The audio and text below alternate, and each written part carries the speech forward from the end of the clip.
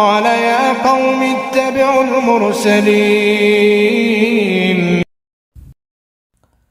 الحمدلله مختصر میخواستم بیان بکنم حکم شخصانی که در تروزو و مردم را فند و فریب میکنند. الله سبحانه و تعالی در سوره مطففین فرمودند بسم الله الرحمن الرحیم ویل للمطففین.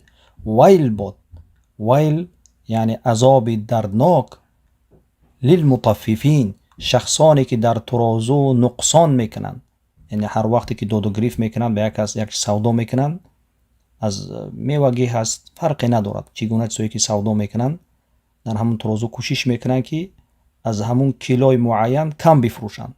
مثلا 5 کیلو کارتوشکا میخری 4.5 کیلو میتیه. الله چی میگه؟ ویل بود، عذاب دردناک بود. یا دیگه معناش این است که یکی از وادی های در جهنم هست که به نام ویل، در آنجا همه غیجدی و جهنم جمع میشود. این گونه انسان ها در همون وادی هستند. مطفف کسی که تفیف میکنه، یعنی کسی که سبک میکنه در ترازو، فن میکند. الذين اذا اكتالوا على الناس يستوفون، هر وقتی که از مردم یک چیز میخرند اینها حق خود را زیاد میگیرند. این گونه انسان ها چیکار میکنند؟ در وقت فروختن کم میفروشند، در وقت گرفتن زیاد میگیرند. الذين اذا اكتالوا على الناس يستوفون و اذا كالوهم او وزنوهم يخسرون، وقتی که میفروشند در ترازوها خسران، یعنی کم میتیهند. 4 کیلو 3.5 کیلوش میکنه، 3 کیلوش میکنه، فند و فریب کرده. الله چی میگه؟ ویل بود، عذاب دردناک بود. الذين اذا اكتالوا على الناس يستوفون و اذا كالوهم او وزنوهم يخسرون الا يظن اولئك انهم مبعوثون، آیا اینها نمیدانند که باز میگردند به سوی الله لیوم عظیم، به آن روزی بزرگ، یعنی آن روزی که همه مردم از قبرهاشان میخیزند.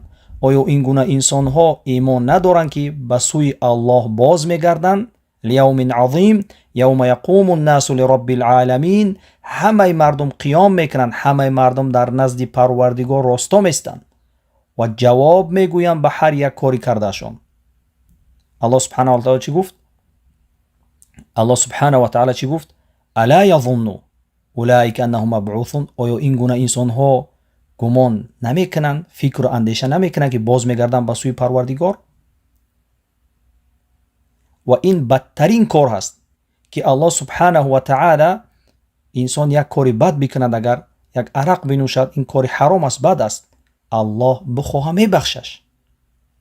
الله بخواه در آخرت به رحمتش داخل جنتش میکند، عذاب نداده، اگر بخواه عذابش میتید.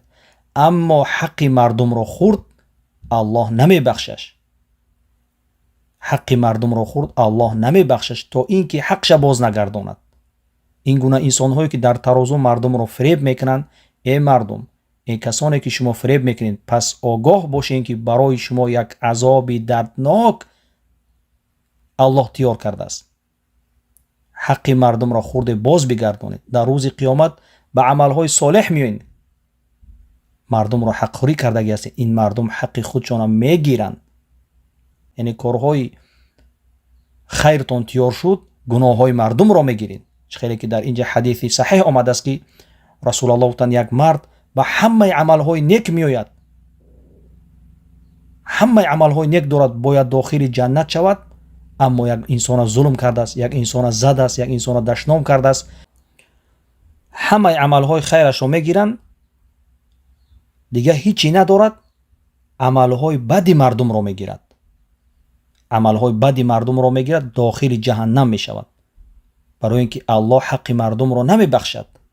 پس ای مردم آگاهی باشین، حق مردم را نخرین، که الله چی گفت؟ ویل للمطففین، ای کسانی که شما در ترازو میزنین، در ترازو مردم را فند و فریب میکنین، از الله بترسین.